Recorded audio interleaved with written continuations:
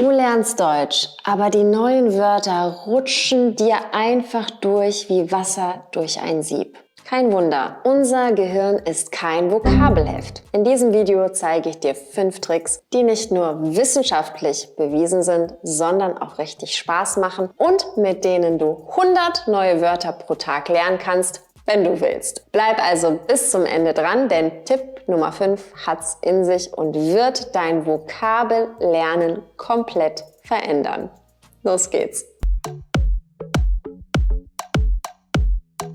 Tipp Nummer 1. Erstelle Bedeutungsnetzwerke, anstatt einzelne Wörter zu lernen. Lerne also nicht nur ein Wort, baue dir ein ganzes Wortnetz. Wie zum Beispiel das hier. Denn laut der Theorie von Collins und Killian speichern wir Wörter nicht isoliert, sondern in Bedeutungsfeldern. Es macht also wenig Sinn, einfach nur einzelne, unzusammenhängende Wörter ohne Kontext zu lernen, wenn man die Chance hat, ganze Wortfamilien zu lernen. Das ist viel effektiver. In der Praxis sieht es dann so aus. Wenn du zum Beispiel das Wort schneiden lernst, dann speichere gleich mit Schere, Messer, Friseur, schneiden, geschnitten, der Schnitt und so weiter.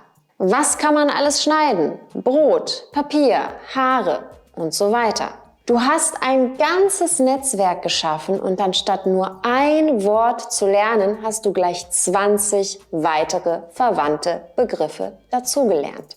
Eine kleine Spielidee übrigens wäre, damit das Ganze noch mehr Spaß macht, dich selbst zu challengen. Zum Beispiel, wie viele verwandte Wörter finde ich in 60 Sekunden? Versuch es doch einfach und lass es mich in den Kommentaren wissen, wie viele verwandte Wörter du zu einem Begriff gefunden hast.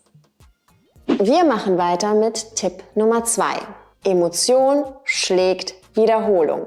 Was du fühlst, bleibt kleben, also bleibt in deiner Erinnerung. Hast du zum Beispiel schon mal im Stau gesteckt und dich geärgert, dass du nicht vorankommst? Wenn du in diesem Moment dein Online-Wörterbuch befragst und das Wort Stau lernst, glaub mir, das Wort wirst du nie wieder vergessen. Das Gleiche gilt nicht nur für einzelne Wörter, sondern auch ganze Sätze, Redewendungen und Sprichwörter. Die wissenschaftliche Basis dahinter ist, emotionale Relevanz aktiviert tiefer liegende Hirnareale, was die Erinnerungsleistung erhöht. Wie kannst du das aber praktisch umsetzen? Du wirst dich ja nicht täglich in emotional geladenen Situationen wiederfinden. Das musst du auch nicht. Es reicht schon aus, wenn du neue Wörter mit echten, schrägen Bildern verknüpfst. Zum Beispiel das Wort verrückt. Stell dir eine verrückte Tante im Leopardenkleid vor, wie sie auf einem Staubsauger durch die Küche reitet. Nutze ruhig ChatGPT zum Erstellen solcher Bilder. Etwas lustig oder merkwürdig zu finden, ist schließlich auch eine Emotion. Fazit: Lerne also gekoppelt mit Emotionen. Tipp Nummer 3. Nutze die sogenannte Spaced Repetition. Aber smart. Lieber 5 Minuten clever als 5 Minuten stumpf lernen. Das ist die Devise. Spaced Repetition ist in der Sprachwissenschaft eine bewiesene Methode, mit der man sich neue Wörter merkt und bedeutet einfach nur, dass man zwischen den Wiederholungen immer Pausen lässt. Also etwas nicht 10-mal hintereinander wiederholt, sondern größere Pausen dazwischen lässt. Und dabei werden diese Pausen oder die Abstände zwischen den Wiederholungen immer größer und größer. Zum Beispiel, ich lerne an Tag 1 das Wort Wolke. Dann lasse ich einen Tag Pause dazwischen. Am 3. Tag wiederhole ich wieder das Wort Wolke und bilde Sätze damit.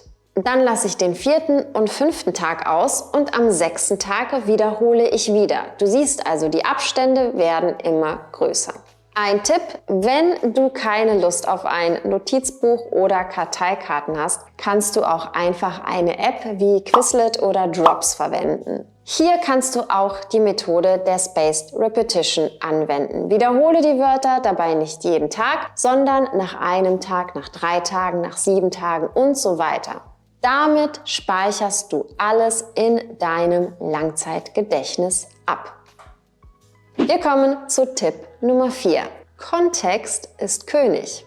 Wir brauchen Geschichten. Einfach nur ein Wort aus dem Kontext herausgerissen zu lernen, ist fast schon eine Zeitverschwendung. Es ist wissenschaftlich bewiesen, dass kontextuelles Lernen wesentlich effektiver ist.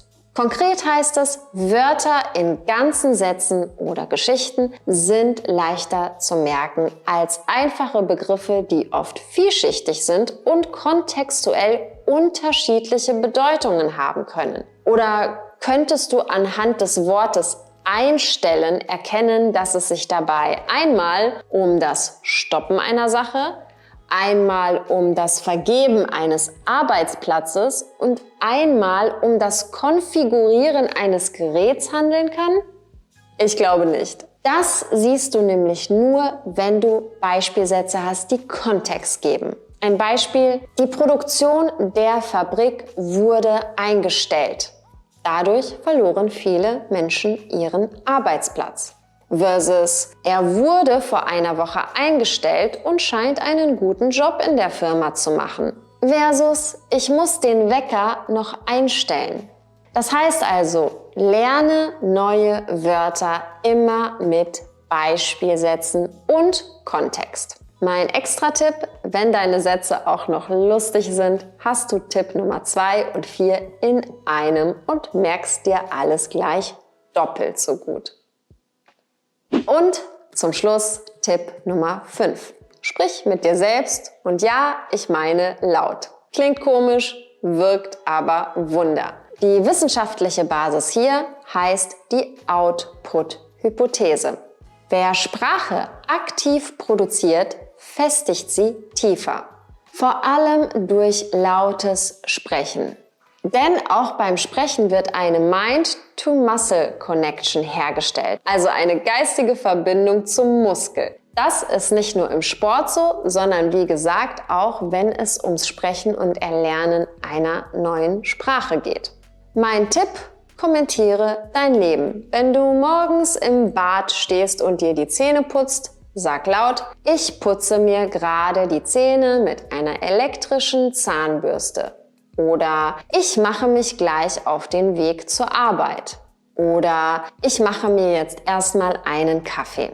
Eine witzige Idee wäre auch, dass du dich aufnimmst und so tust, als wärst du dein eigener Sprachtrainer. Wenn du dann noch auf deine Aussprache achtest, lernst du nicht nur neue Wörter, sondern arbeitest auch gleichzeitig daran, dass du wie ein Muttersprachler klingst.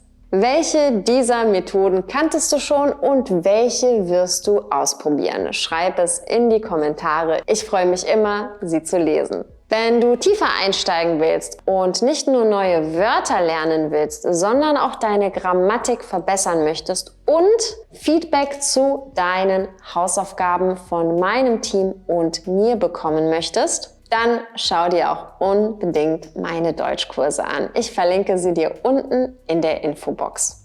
Und vergiss nicht, dein Gehirn liebt Spaß. So lernst du alles viel einfacher und im Handumdrehen. Wir sehen uns im nächsten Video.